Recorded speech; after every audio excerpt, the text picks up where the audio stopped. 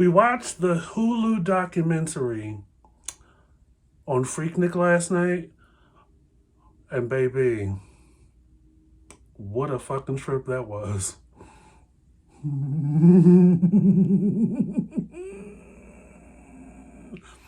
All right, you white motherfuckers, all eyes on me.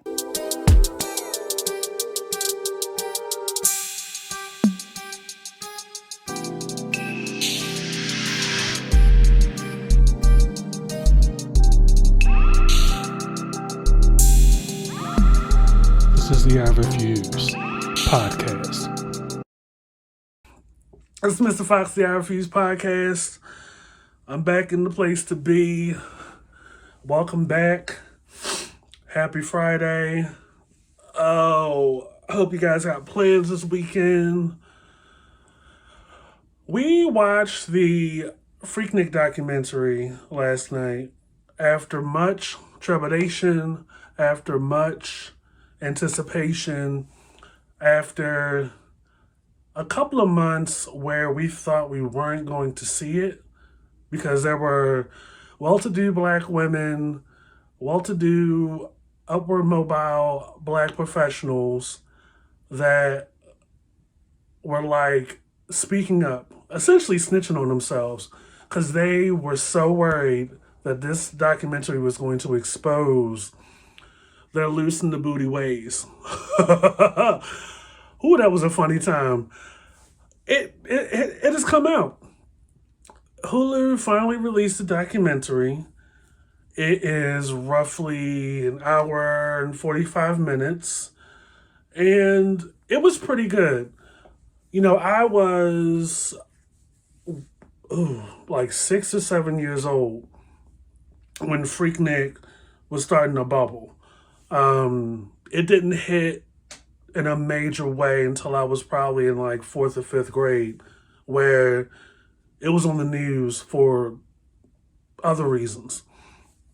Growing up, I always connected Freaknic with Uncle Luke and Rex and Effects. I thought it was based out of Florida because of Uncle Luke. And for the longest time, that was the biggest connection. And for better or worse, it was seen as something else. That was my recollection of it. So, for those of you that don't know, I'm looking directly at the white people in the audience. You're probably like, what's Freaknic? What is that? What's that all about? So, Freaknic in the late 80s into the very early 90s it initially started out as an event, a picnic in like a park somewhere down in Atlanta, put on by folks that went to HBCUs. Now, Atlanta, for many, many centuries, has been the melting pot for 4 or 5 major HBCUs. Clark, Morehouse, Spelman, and there's like 2 or so others down there that are within close proximity of each other, right? So there were people that went to these colleges, up to about 4 or 5. They interviewed those people that created Freaknic back in the day, and they reunited for a little bit on the documentary. And it started off as something innocent enough, right? Like, it's just a picnic, a festival. We come, cook out, have a good time. And it brought a lot of black college students to one specific place in Atlanta. And it was good at first, right? There weren't any issues with crowd control. There weren't any like major issues with like noise ordinance violations or anything like that. It was a good time just to come through, connect, pour more money into Atlanta. And that's something that benefited Atlanta greatly. Now, where it kind of took a turn is when it essentially was the moment that it got commercialized. And I understand, like, the picnic thing. Oh, let's just go to the park and grill and tailgate or whatever and just drive through. It's cute and noble, but you really, if you really want to get some attendance, you gotta come with it, over time. So during that time, Jermaine Dupri was, he's in a documentary too.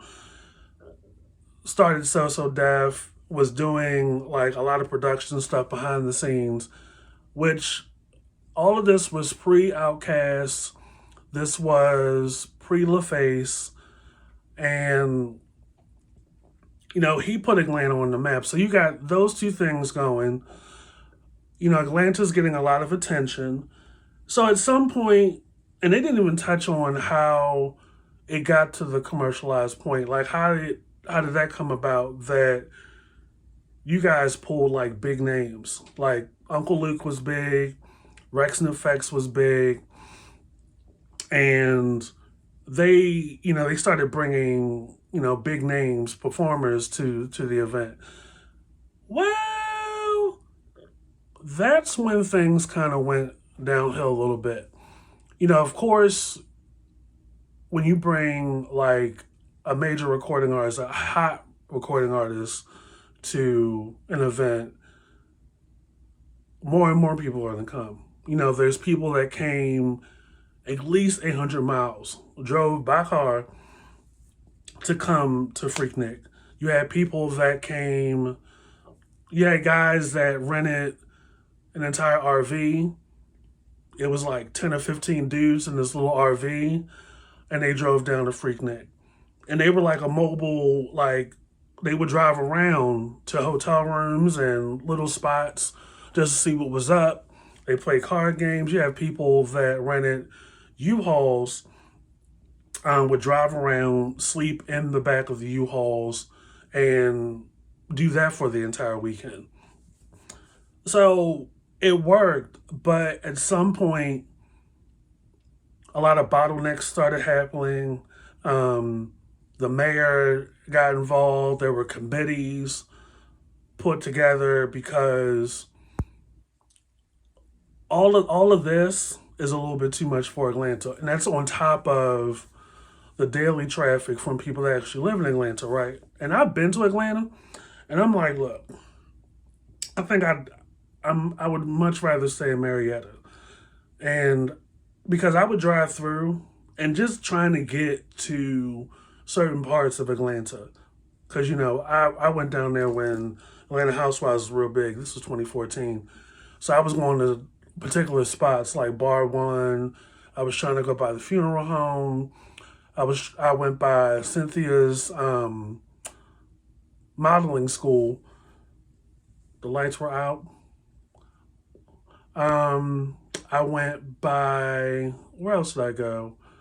I went by the mall. Where else did I go? Nobody was home except Peter. Peter was in Bar One. It wasn't open yet, but he let me in. He clowned me for having two cameras and wanted to take pictures on both. Same energy as the Peter that was on TV at the time. But it's a lot, especially even in early part of the day. So you gotta imagine, like, Freaknic is going on. This is like year 2, year 3. They got concerts. They got like major recording artists come down to do their hits and stuff, and shit gets out of hand. So the other thing about it is, you got horny ass college dudes, grown ass men in the mix with women that are dressing for the weather. And it's like so many consent violations, dudes being grabby, dudes reaching under the skirts and the shorts and in the dresses, Just really disrespectful, pervy shit. Just in a group of guys just running up on females or walking up on females and pulling on them and stuff like that. On top of a lot more people are coming in to Atlanta to go to Freaknic, and Freaknic was only what, a weekend? Traffic was a real bitch. The committee got real active, and it became crazier, even to the point that like white business owners were complaining about all this traffic is blocking any possibility of business coming in. They're wild and raucous the entire weekend, and it's just got to go. So here's the thing. Overall, I would give the documentary a solid 8 out of 10. Um, First of all, it would have benefited more if it was like a docu-series, because they they touched on a lot of social cultural things and impactful things, but they just kind of ran right through it. Like I said, it was about an hour and 45 minutes. They didn't stay in the beginning part that long. Like, we really want to know a little bit more. And with that, we want to know a little bit more about the creators that put Freaknik on. Um, and then it breezed past, it made a couple of mentions of Jermaine Dupri, right? Who, he's in it, but he doesn't say a whole lot. And then, he sits with Uncle Luke for a little bit and they get to talking about a little bit. But it hit me in that moment that, like, Jermaine Dupri's impact, we're not discussing it enough. Um, we do focus on the controversial stuff, which it's not that many controversial things. His disagreement with Escape, his relationship with Janet Jackson, the true story behind Confessions that neither Usher nor Jermaine Dupri will talk about. But those of us that were there can connect the dots. But when you look back and you make the connection watching the Freaknik documentary that when you think about Atlanta, the Atlanta scene, the music scene, or whatever, the first thought in everybody's mind is, oh, LaFace and Outkast. However, for better or worse, however you see Jermaine Dupri's doing work with grade school kids to be put on, that's still a part of the Atlanta history, right? And you got to understand that's happening at the same time as Freaknik. You could say, and I'll definitely say it on here, that if Jermaine Dupri and So Def and everything that he was doing as a producer from the heart and soul of Atlanta wasn't there, Freaknik probably wouldn't have gotten as big as it was. Because nobody, if you actually think about it, nobody's making the connection from Freaknik to Babyface and that other man. Nobody's sitting back like, oh yeah, Freaknik and them jams and TLC and all that other stuff. No. Like, Jermaine Dupri and So Def are intertwined with Freaknik on so many levels. And quiet as it's kept, Criss Cross and the Brat and Escape, well, more so Criss Cross, So Def predated LaFace by I think a couple years. But we're not discussing Jermaine Dupri enough. And I think it's time that we do that. But it would have been nice had they fleshed it out, like I said, to about a good 8 or 9 episodes, because there were a lot of subjects that they breezed past.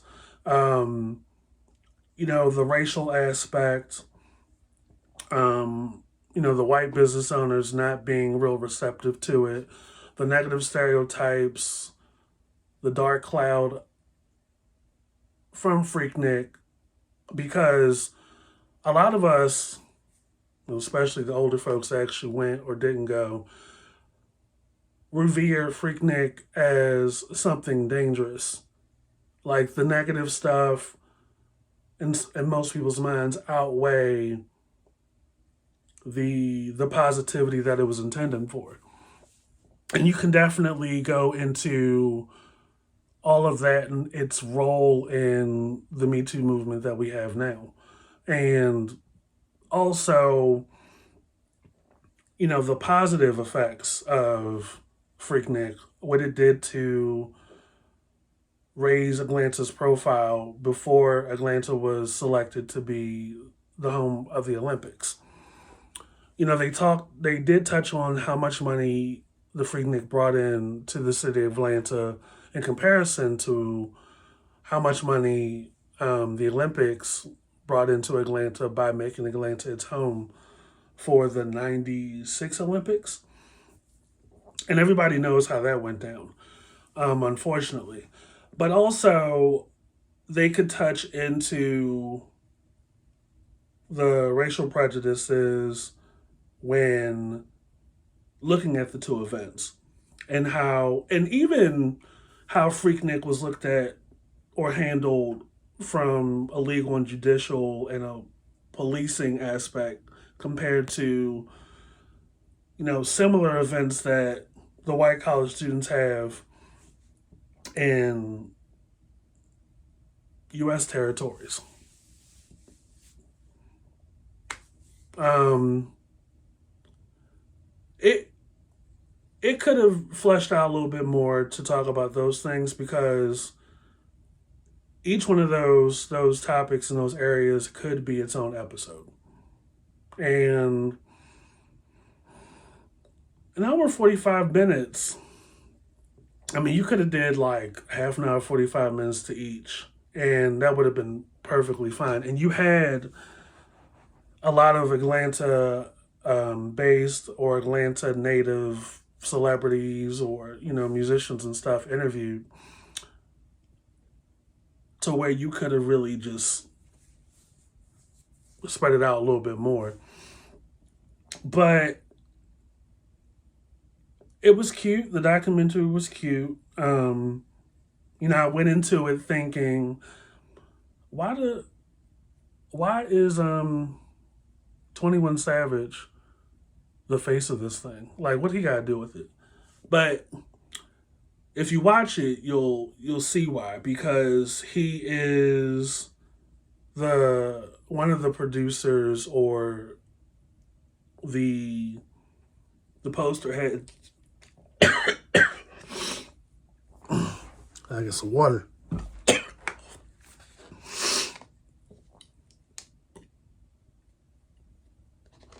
He is one of the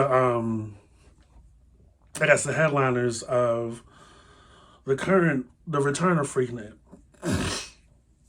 And of course, right now, the Freaknik of now is a more fleshed out, positive performance, artist, concert, festival centered thing. Kind of like Ephraim, or like a smaller scale version of Coachella.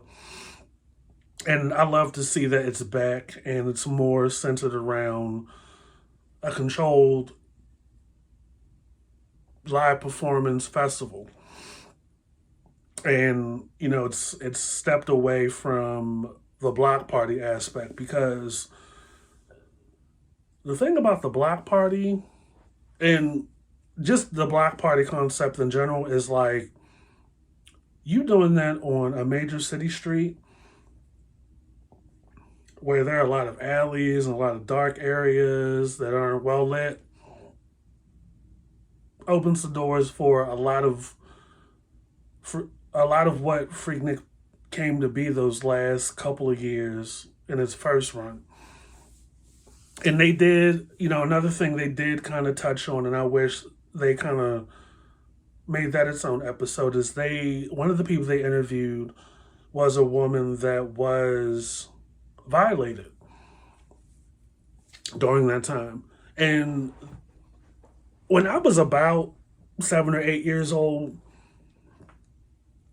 and Freaknik was on the news for that type of shit, I don't remember her being on the news, but I'm glad that first of all, my heart goes out to her, and I applaud her for having the strength to like come out and show her face, tell her story, and like revisit that experience.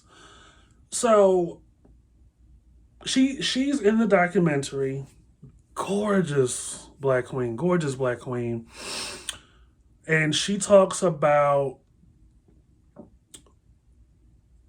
one night her and her best friend, I think they went to the same college together and everything, were in a car.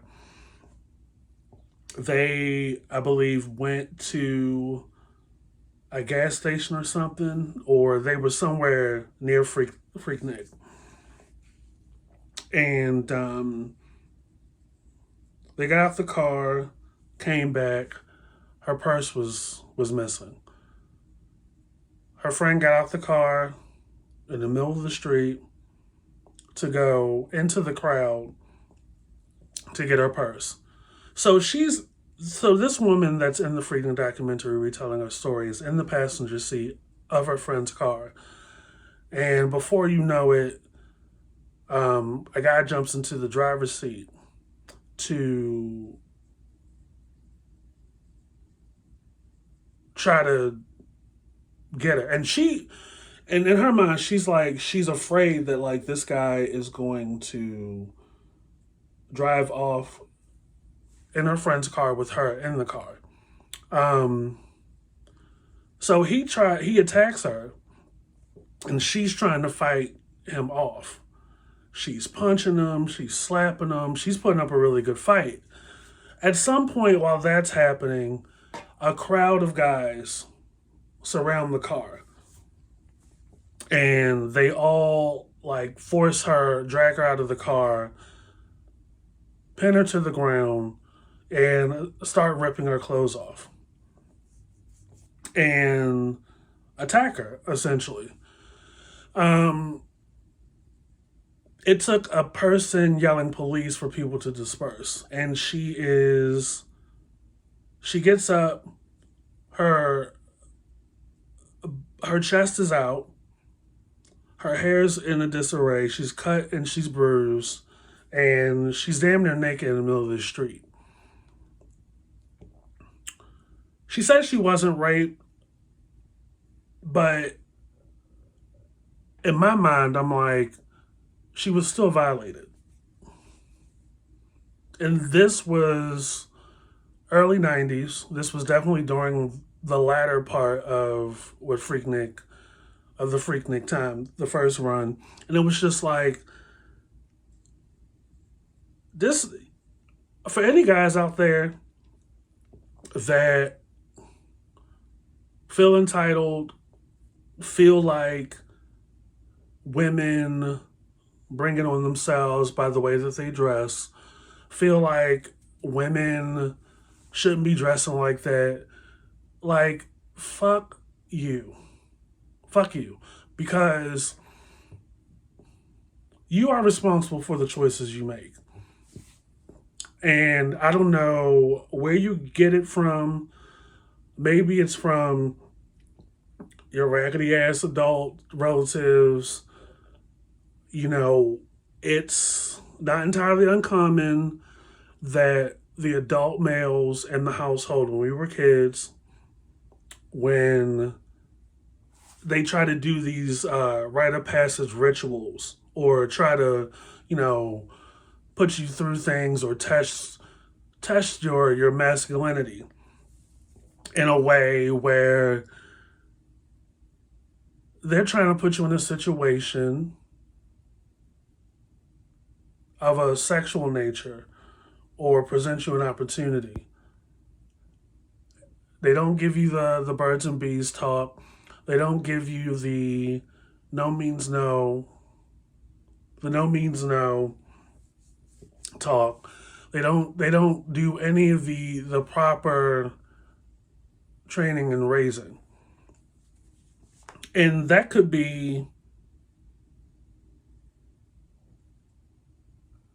your mom's boyfriend, whoever that is for the week, trying to throw his weight around and trying to father you, but no interest in you hanging out, going to do other stuff. But they would do shit in my personal experience. Drive you around in a work truck. This is my personal experience. Drive you around in a work truck. A nondescript, unmarked, white truck in Baltimore City at night. You think y'all are hanging out? Like, sure, cool. He pulls over and he basically explains what his true intentions were. His plan was to take me downtown and get me a prostitute or a stripper.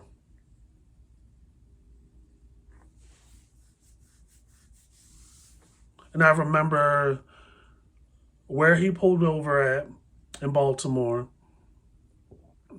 He pulled over on Northern Parkway at the overpass where the subway train goes. There's a McDonald's right there now, but I don't think it was there back then. But little stuff like that just, if you are a young kid, right? If you are a young kid, grade school, middle school, like, and you don't have the birds and bees talk. You don't have the, oh, well, this is good, this is not good. You know, men and women have sex, and your only experiences are that kind of shit. And you hear stories these days of what black male celebrities, homophobic or not, from the trap, from the hood, from the street, how they're raising their sons. Yeah, you gonna take these bands of money and you're gonna throw it on these women. Reverberating and reiterating this idea that women are objects and women are just there to be taken over by you, and women are there for your pleasure only. It continues to lead to the type of shit that brought the Freaknic down in the early 90s. And it's the same shit that is happening these days in Hollywood, down in, marginalized communities, that, all of that just aims to keep the prejudice and the stereotype alive against us that all black men are predators. And we're not. So I felt it was very important that her story was told in the documentary. But like I said, that could have been also its own episode, especially during these times where more people need to hear and be more in touch with the history of consent violations, and why, and stress the importance of why there's a Me Too movement, and see the history of these kind of things happening to women, and they get to understand why we are where we are now.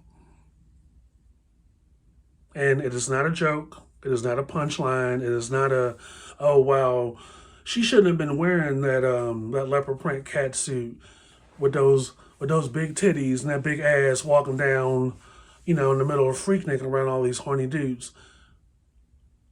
A woman could wear whatever the fuck she wants. Prominent cleavage and being able to see labia and meat curtains from under the shorts is not an invitation, fellas. You must always ask. Like, you shouldn't be grabbing and touching on people like that anyway.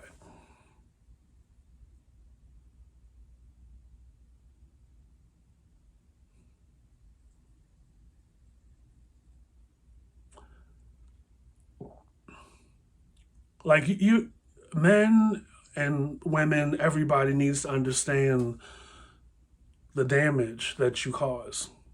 And she touches on that. Like, this woman, still to this day, says that she's afraid of large crowds. Um, she won't even go to anything with a large gathering and stuff. And this is almost 30 years later. Like, you're putting women and folks in some real psychological, traumatic, life changing things for the rest of their lives because you felt entitled to a woman's body.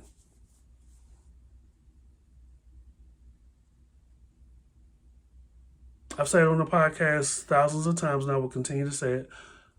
Men ain't shit. Men ain't shit. Oh my gosh. I I just,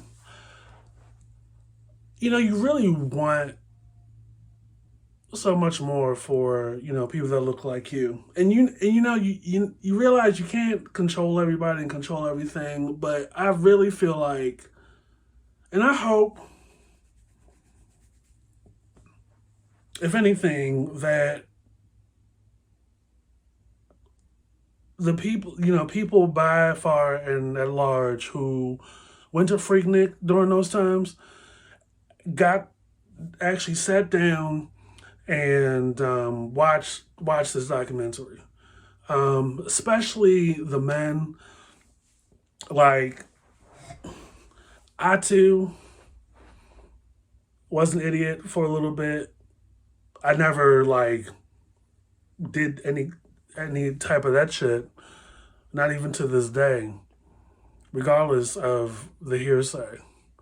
Um, I even touched on that on the podcast.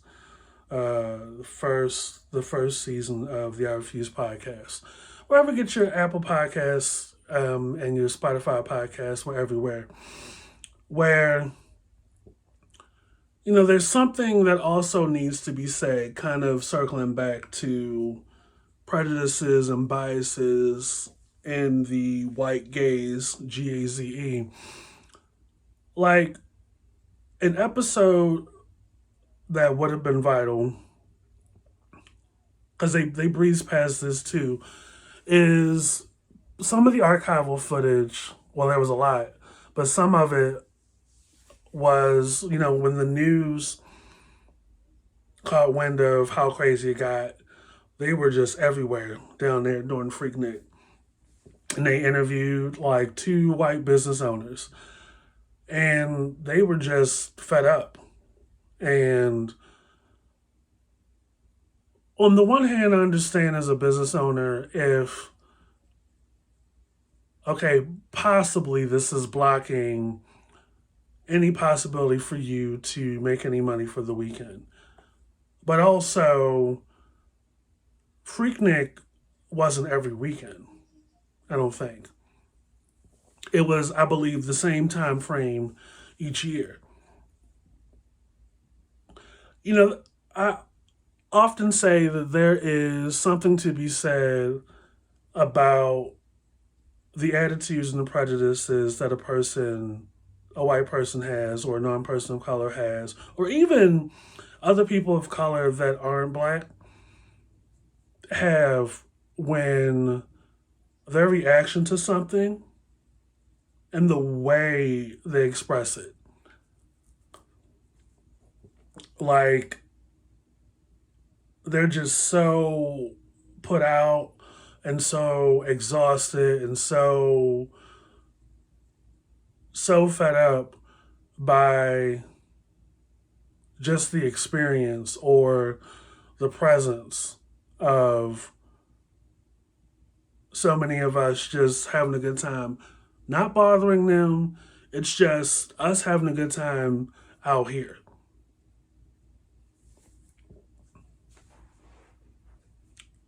That could have been its own episode. Um, because trust and believe, right? For yes, all the negatives. I said earlier there were definitely a couple of positives too. The most important, well, one of the most important, second to bringing us together, not only from HBCUs, because there's a large HBCU community down there in the South, but also bringing in folks, giving folks from smaller areas to Atlanta, and how all of that played a role into Atlanta being the black mecca that it is now. Um, is that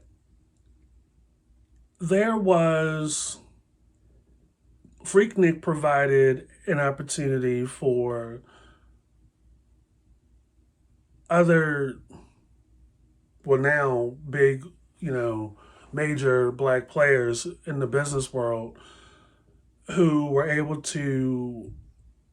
inspired by the connection that you have 4 or 5 black college students that were able to successfully tap into the white financial space, which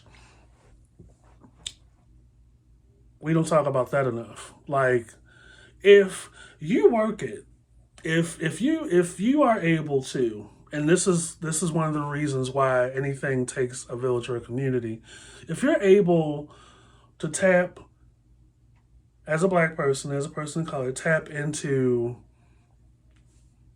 the folks that hold the purse strings, when I tell you, you should maximize that. And part of me is like, I hope the Freaknik creators, the initial 4 or 5 folks who they interviewed and throughout the documentary last night, use that to their advantage. Like, I hope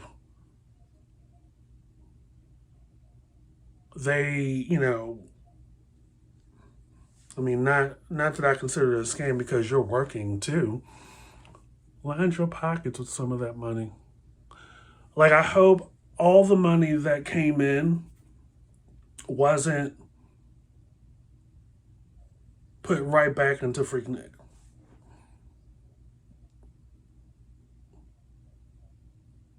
Like, I hope those folks had the mindset or the forethought to have an LLC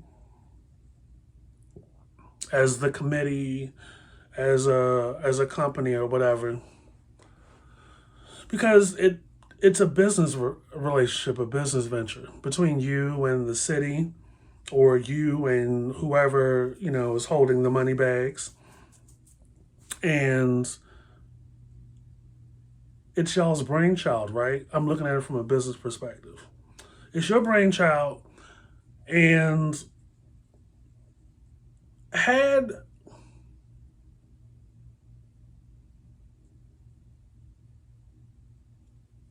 had it I think had it just not gotten out of control, it could have been on the same level of like a Tom Joyner cruise kind of thing. I know y'all laugh. I know y'all laugh about the Tom Joyner thing and the Sinbad cruise. My heart is going out to Sinbad since his stroke. But like it could have been on the level of like an Essence Festival. Had they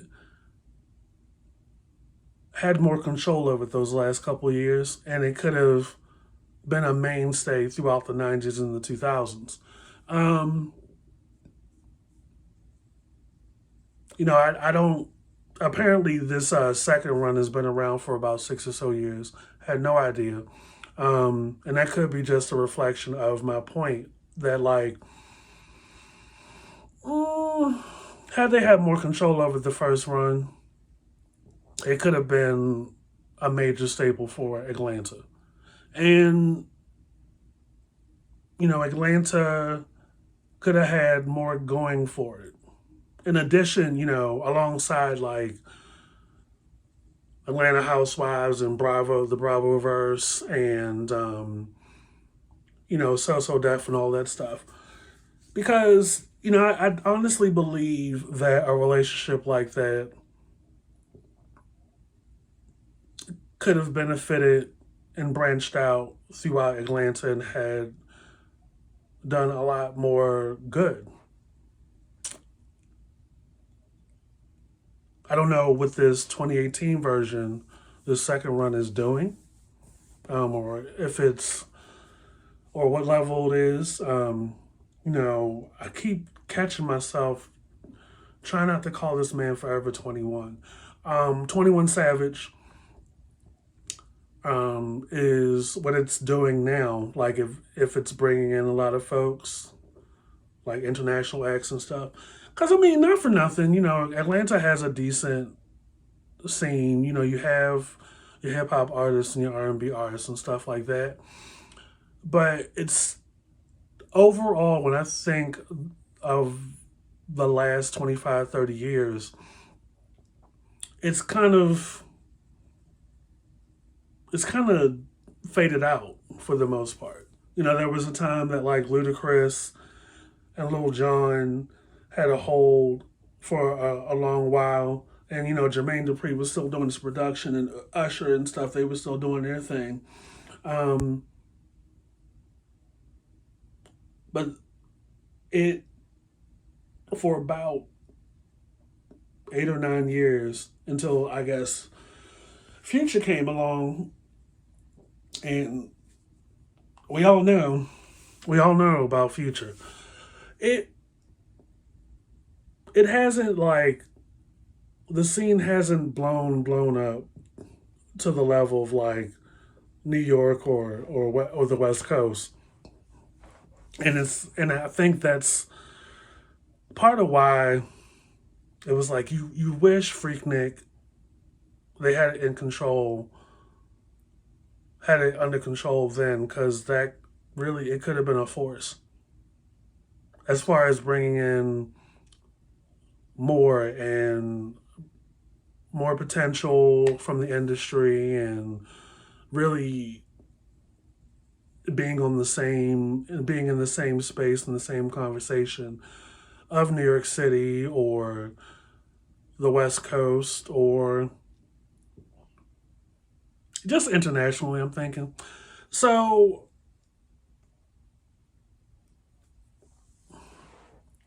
before I get up out of here, I would like to know, the documentary hasn't even been out 2 days yet, and Dr. Simone over at Married to Medicine. We've been longtime fans of Married to Medicine,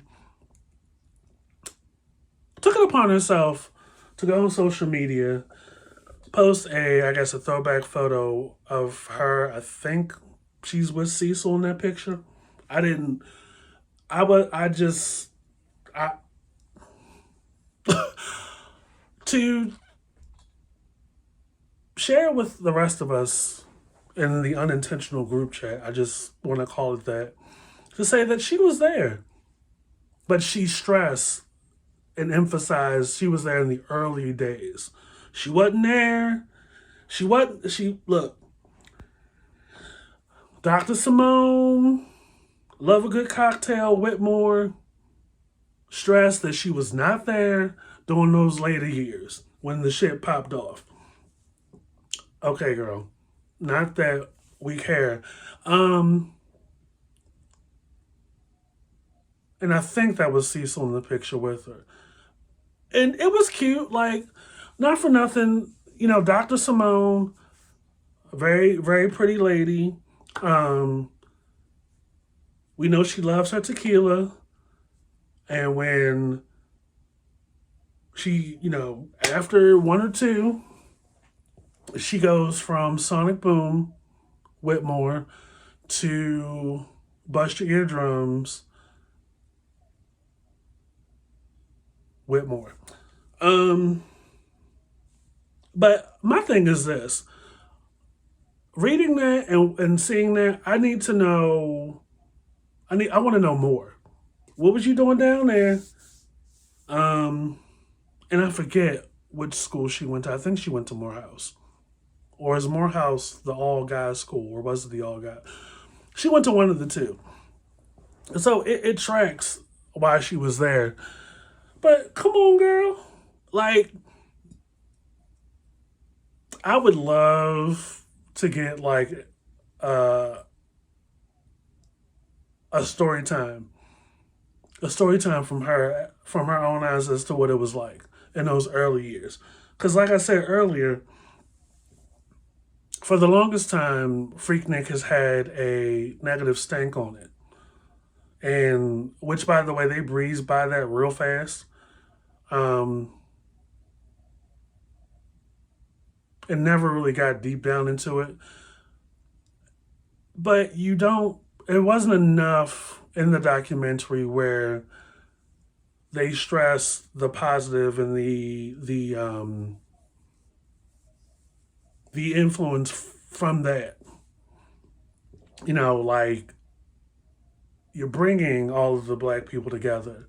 We haven't had something like this in years, and stress the impact and the influence of being a black creative and what all comes from that. Like, I would have loved to hear more, Dr. Whitmore. Like, what was it like? Was it just a picnic in the park, or was it a block party throughout Atlanta? And did it influence your move to Atlanta as your home base? Because I think she's from Memphis or Mississippi or something. Like, they touched on that a little bit, where it was like the impact and influence of Freaknic drew a lot of people to want to move to Atlanta and make their home base. So yeah, I'm very curious, Dr. Simone. And more importantly, were you loud in '89 as well? Like, you didn't even need the car horn to move traffic. You just put Dr. Whitmore out the sunroof and she started talking. And was this before or after you met Cecil? And Mr. Cecil, did you also go to the Freaknic? Because you always, I'm going to try to say this as complimentary as possible. You strike me as a Colt 45 dude from back in the day. Not for nothing. You strike me as you had your Colt 45, or you had a couple of Crown Royal bags throughout the apartment. Smooth, solid dude. I feel like if you get pissed off, like you've never raised your voice, but you've snapped a couple times, and rightfully so. Um, but you know how like you can look at somebody and you're like somebody Cecil's age, put together, sharp, handsome dude, and you see the throwback photos, and you're like, I bet in the right moment, good or bad, your Cadillac rap personality will come out. Like in a suit, in your Dockers and your Argyle sweaters and stuff, and your tie.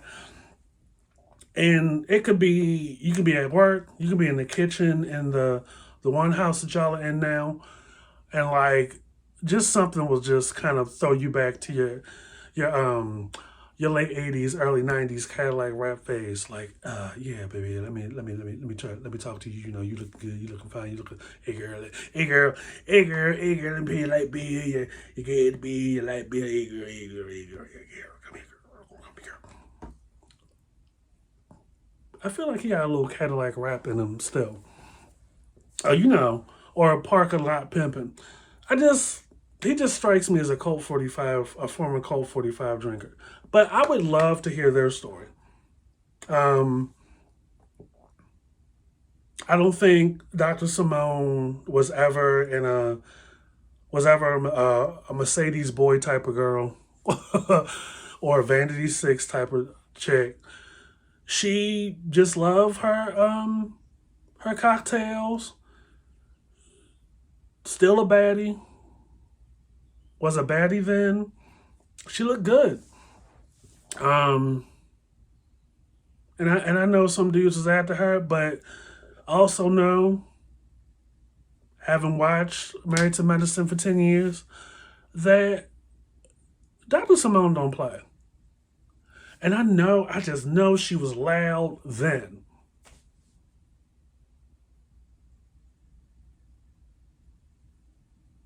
You know her voice is like a siren.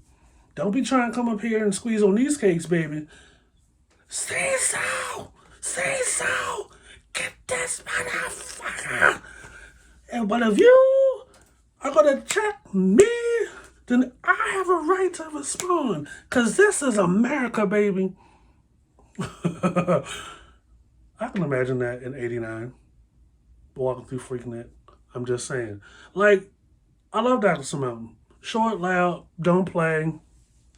Um, but definitely an alpha. Cecil, smooth. I still say he's smooth and slick. She be going real fast on him, and he would just be looking like, I don't know how to respond. But here's the other thing, right? Before I get up out of here, here's the other thing. That damn heavenly. Oh, boy. Recently, and this was before, no, this was after we got an official date that the Freaknic documentary was going to come out for the you Freaknic documentary. Dr. Heavenly on the Bird app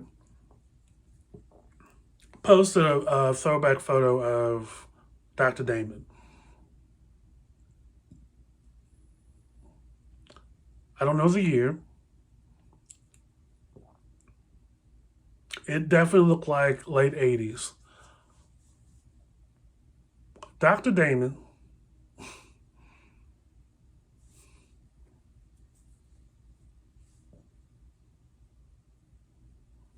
could have tackled me through a wall. You know, so anytime I do this, anytime that I put my hair behind my ears, and I don't have any hair, as you can see, I have a Jaheim sunroof. Anytime I put my hair behind my ears, there's something going on. Dr. Damon, back in the late 80s,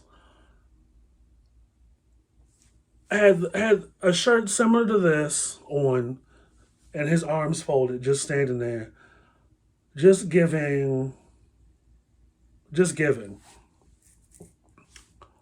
Love you, Dr. Simone. Like you, Mr. Whitmore, Cecil. But the absolute key, the part that would have gagged me was finding out, seeing or finding out that Dr. Damon was down at the Freaknic. Not one to stereotype, but it wouldn't surprise me. And I'm saying that because playfully, because you know how serious Dr. Heavenly is when it comes to Mr. Damon. Dr. Damon. Sorry, Dr. Damon. Don't talk to my man. Don't address my man. Do not come at me. You talk to my husband. That's between the men. Very staunch, traditional, a respectability. And she does not play about that. That's another thing. If you've been a day one Married to Medicine viewer, Dr. Heavenly don't play when it comes to Dr. Damon. And while there's a large part of me that gets it, there's another part of me that's like, it's kind of weird. And that's aside from her calling him daddy and him calling her buddy. It's a whole 4-course meal when you look at those two. Like just the layers to it. So that's why it would have been a key to me, because it's like she holds him in such high regard. And it's, when you pair that with the reality that you don't see any issues. You don't see, like, it can't be perfect all the time. He doesn't say a whole lot, and he keeps it nice and steady and all that other stuff. But it's like 10 plus years of watching this show. You're like, you don't ever come home and be like, I wish you would shut the, just pop off. Like, and this thing popped up recently, it keeps popping up, that the receipts that Mariah has on Dr. Damon are true. There are other people saying it. It's like, you could have dropped that and make that something like there is no perfect marriage, and it's so unfair. Like, it's coming off to me at this point that Heavenly's doing all this stuff towards the girls to deflect from something. Like, I know you want to be entertaining and you bring it, but where's the humanity? Where's the real stuff? Where, you know what I mean? Like, and at this point, it's like it's got to be something there. It's even for me. And those are those quiet types. Those quiet types. Those they talk real low and they make eye contact and they don't say a whole lot.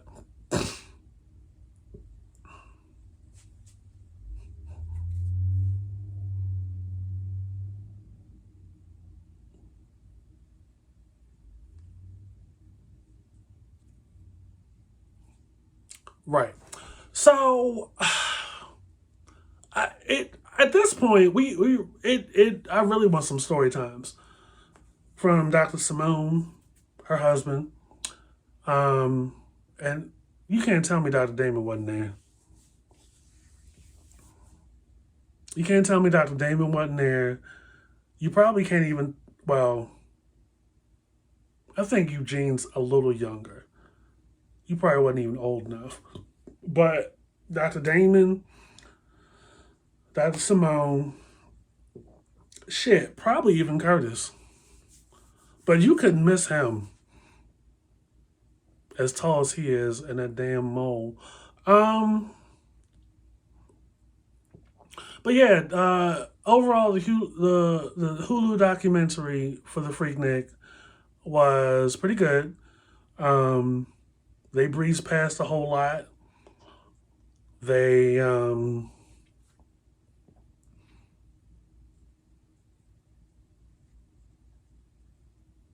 it, I will say this is definitely time to give.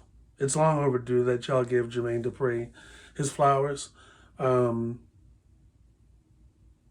like I, it's unfortunate that his impact and his influence kind of gets lost or takes a backseat to LaFace and Babyface and that other man. Um, and unfortunately, we associate him more with Janet Jackson and the mystery as to how that union came to be and the whole confessions thing. But it's like I stand 10 toes down with the fact that if Jermaine Dupri and So So Def had never came to be, Freaknic probably would have never got the draw that it did those last couple of years, for better or worse. Not saying that Jermaine Dupri has culpability in it. Um, but that also needs to be, this also could have been an episode when it comes to matching the right artists with festivals that just mean well. Like, you had so many artists, you had so many artists back in those days, right? And they had Biggie come through when he was performing, a couple of his songs before before Ready to Die. Um, no big deal.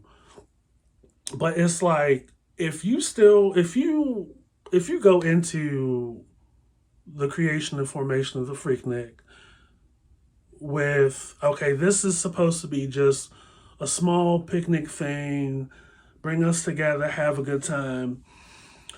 Nothing against Uncle Luke and Rex and Effects, but you would never, you, you gotta, and this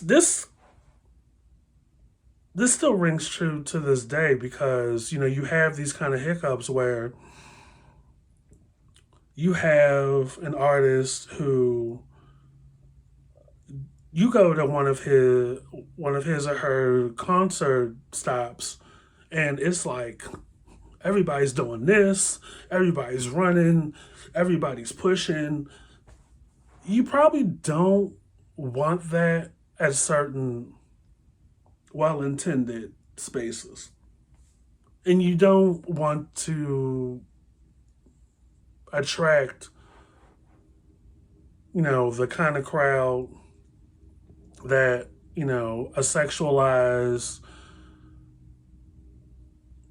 an artist with sexualized music brings, right?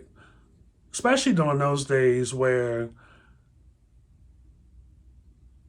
like I said, a lot of content violations, a lot of gaslighting people into silence, victims and the police not doing much, like not having women's backs. Lesson learned. Like, there should be a whole conversation about that because that matters too.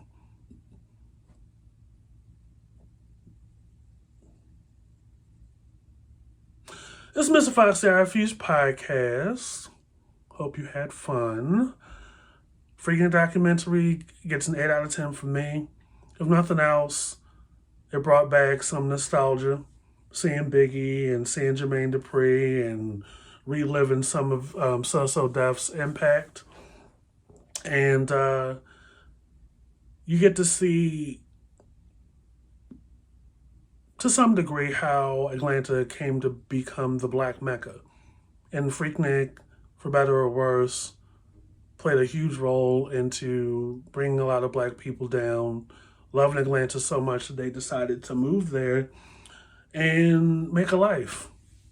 A lot of whom are like some of the celebrities that we have now on reality TV, doing movies, stuff like that. And if anybody's listening or hearing this, give Jermaine Dupri his flowers. Lifetime achievement, hip hop honors, BET honors, NAACP, Hall of Fame, like all of it.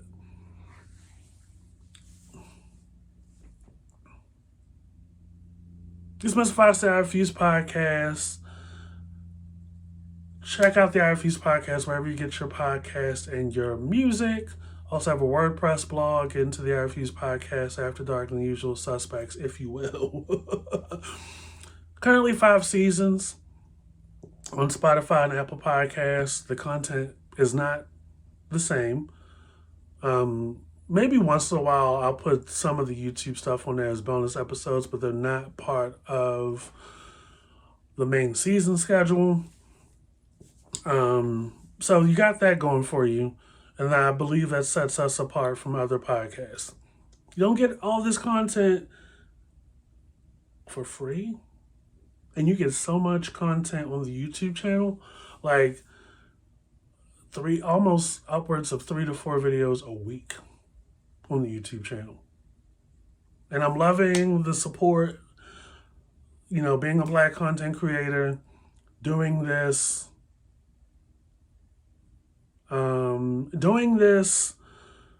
from my own brainchild, just sitting up here talking to y'all, and y'all are loving it, gives me a lot of confidence, as I continue to work through like some cognitive stuff. I talked about last year on the channel, and you can kind of see it, I was having some troubles, but we're here, and I still kind of struggle a little bit since having the brain surgery, and y'all have been loving on me and supporting me, and I appreciate it. It keeps me going. I'm always thinking of different ways to keep y'all entertained and keep y'all informed, but this is therapy for me, like, especially in a post-pandemic world where you can't, like, you work from home, you don't like people that much, you don't want to be around people a whole lot. It's just you and me up on this thing, and y'all are showing me the love, and I love it, and I'll keep doing it as long as I want to. So get into the I Refuse Podcast wherever you get your podcasts. We are everywhere, so you can't miss us, and we will catch you guys later. Check out the Freaknic documentary on Hulu. It's out. You'll love it. Everything that I say on my channel and on my podcast are reflective of my own views and opinions. And that's where we'll keep it. So we'll catch you guys later. Peace. Fendi, like the bag.